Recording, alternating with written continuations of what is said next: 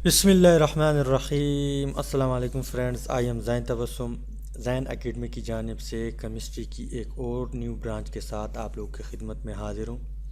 इंशाल्लाह इस वीडियो में हम न्यूक्लियर केमिस्ट्री के ऊपर डिटेल से बात करेंगे कि न्यूक्लियर केमिस्ट्री की कौन सी ब्रांच है और इसमें हम किस चीज़ को स्टडी करते हैं।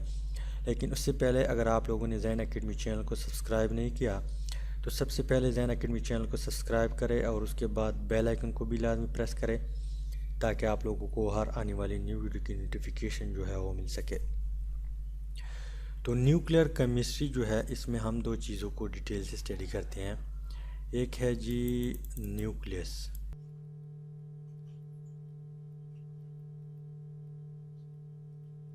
और अनदर वन रेडियो एक्टिविटी।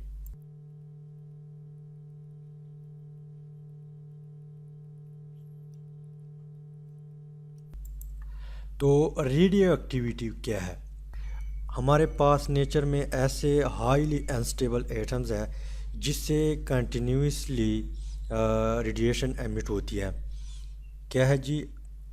ऐसे एटम, ऐसे हाईली अनस्टेबल एटम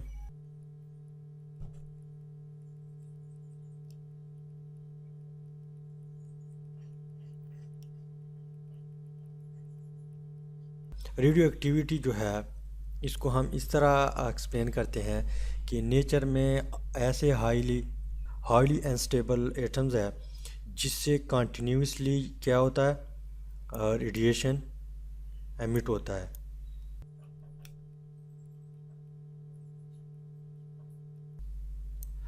तो ऐसे हाईली अनस्टेबल एटम से कंटिन्यूसली इन रेडिएशन एमिट होना, simply it is called radio activity.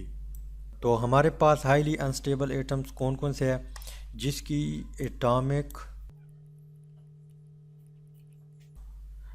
Atomic number जो है 82 हो,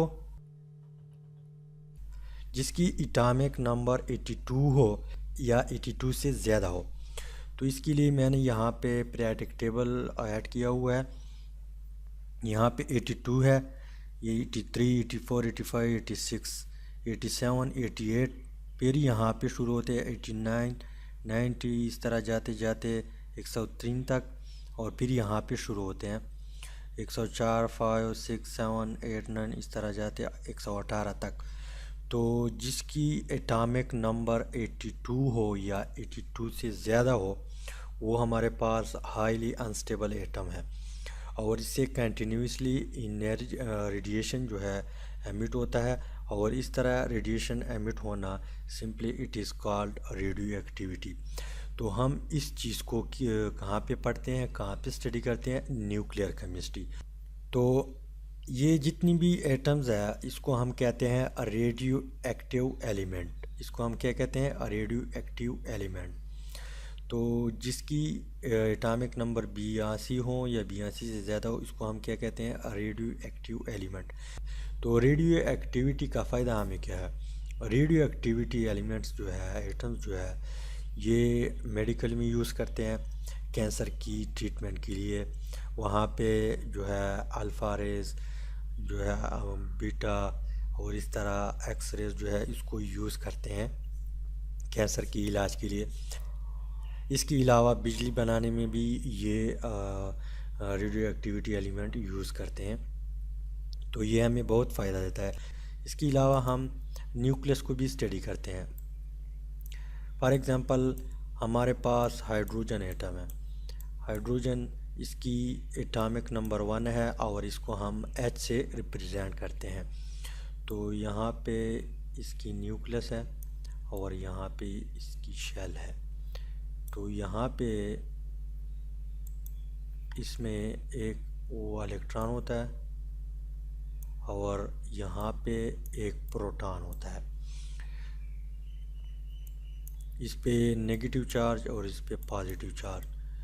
तो इसकी जो न्यूक्लियस है, जब हम इसको कम्प्लीटली स्टडी करें, इसको तोड़े, इसको प्रॉपरली देखें कि इसमें कितने एटम प्रोटॉन है और ये क्या क्या करता है, तो इस तरह न्यूक्लियस को कंप्लीट स्टडी करना, इसको हम किस चीज़ में स्टडी करते हैं? न्यूक्लियर केमिस्ट्री में स्टडी करते हैं। तो हम इन दो चीज़ों को न्यूक्लियर केमिस्ट्री में डिटेल से डिस्कस करते हैं, न्यूक्लियस को और रेडियो एक्टिविटी को।